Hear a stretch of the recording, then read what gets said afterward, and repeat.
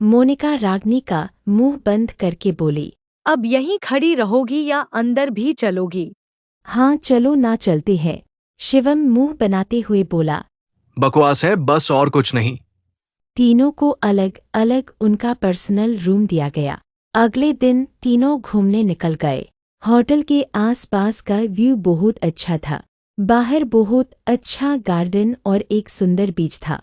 रागनी चलो ना बीच पर चलते हैं, मजा आएगा।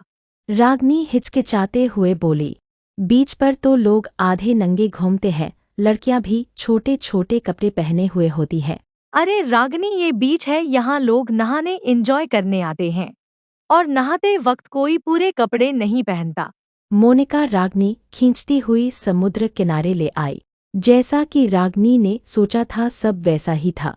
मोनिका इतना सुंदर बीच देखकर बहुत खुश हो रही थी।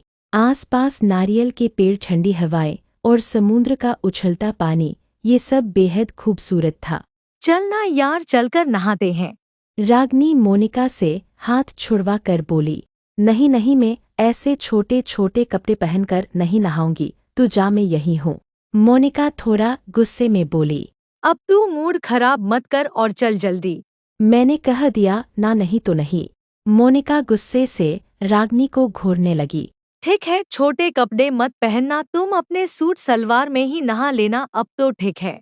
रागनी कुछ देर मोनिका को देखकर सोचकर बोली। ठीक है, मैं चलती हूँ, पर मैं वो छोटे कपड़े नहीं पहनने वाली। ये सुनकर मोनिका आंखें घुमाते हुए बोली। Okay fine, let's go. दोनों बीच पर आए। रागनी तो सबको देखकर शर्मा रही थी, लेकिन मोनिका रागनी की उल्टी थी। उसे कोई मतलब नहीं था इन सब से। वो तो आराम से बीच वाले छोटे छोटे कपड़े पहनकर समुद्र में कूद गई। मोनिका ने रागनी को चिल्लाते हुए कहा। रागनी आ जाओ, तुम भी, बहुत मजा आ रहा है। अरे अब सोचती ही रहोगी, आओ। रागनी समुद्र में मोनिका को एंजॉय करता देख रही थी। एक्साइटमेंट में वो भी चले गई। वो चली तो गई, लेकिन उसे तैरना बिल्कुल नहीं आता है। मोनिका रागनी का हाथ पकड़कर धीरे धीरे उसे पानी में लाती है। देखो रागनी, डरने की कोई जरूरत नहीं है, आराम से आओ। हाँ मैं आ रही हूँ। पानी के अंदर रागनी को भी अच्छा लगने लगा और दोनों सहेलियां पानी में खेलने लगी। मोनिका रागनी को देखते हुए शैतानी मुस्कान देती है। बहुत हंस रही हो ना, हंस लो, लेकिन रोएंगे तुम्हारे चाहने वाले, क्योंकि यहाँ से तुम जिंदा वापस नहीं जाने वाली। अब देखो मैं क्या करती हूँ। मोनिका रागनी के साथ खेलते खेलते उसे गहरे पानी की तरफ ले गई। उसे अच्छे से ये पता है कि रागनी तैरना नहीं जानती। अचानक मोनिका ने रागनी को पीछे धक्का दे दिया और समुद्र की लहरों के बीच रागनी फंस गई। वो घबरा कर चिल्लाने लगी।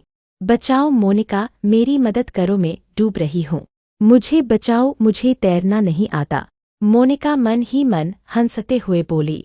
अब होगा तुम्हारा game over, bye sweet heart.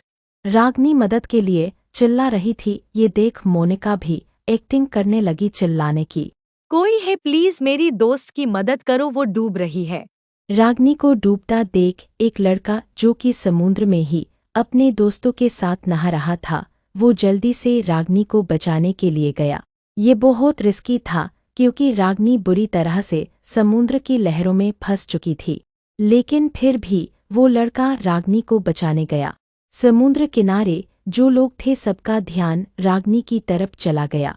सब ये तमाशा देख रहे थे। आखिर क्या होगा, वो लड़का रागनी को बचा पाएगा या खुद भी डूब जाएगा।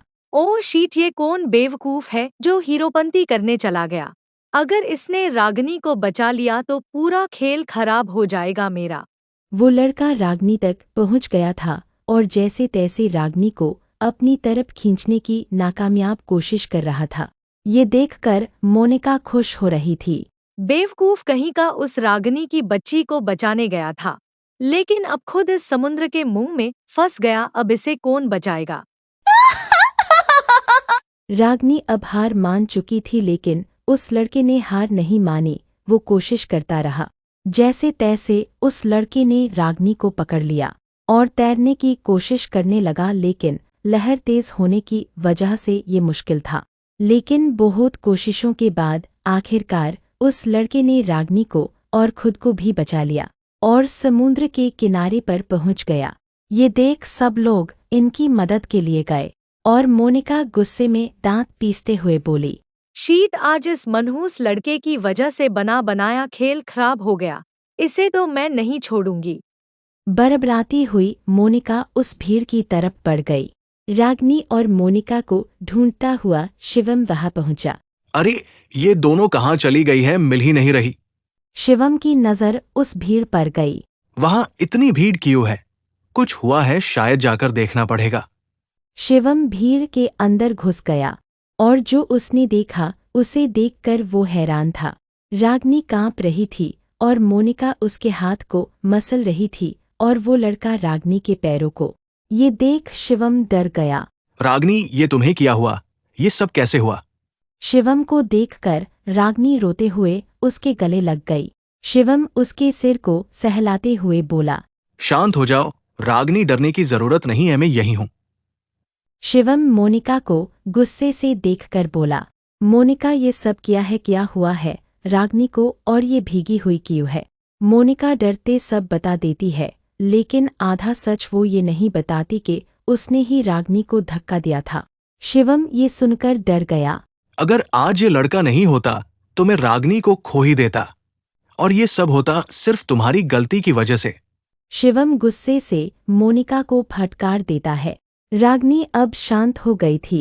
शिवम, मोनिका की कोई गलती नहीं है, मैं ही ज्यादा पीछे चली गई थी, बल्कि वो तो लोगों को चिल्लाकर मदद के लिए बुला रही थी, तब जाकर हमारे सीनियर आए। ठीक है, लेकिन आइंदा से तुम मेरे बिना कहीं नहीं जाओगी, समझ गई ना?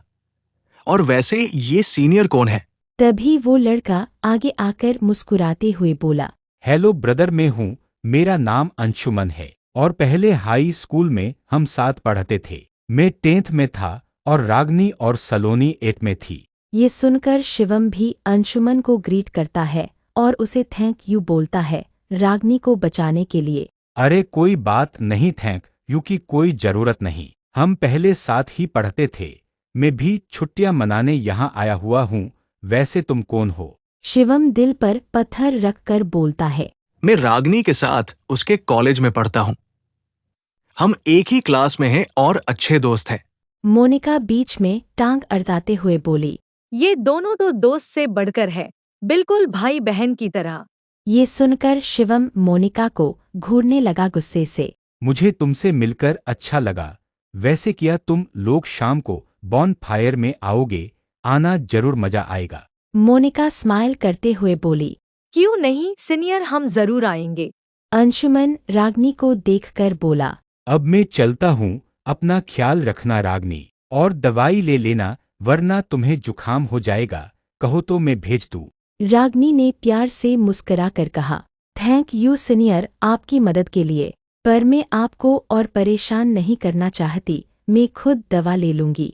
ठीक है, अब मैं चलता हूँ। ये बोलकर अंशुमन वहां से चला गया।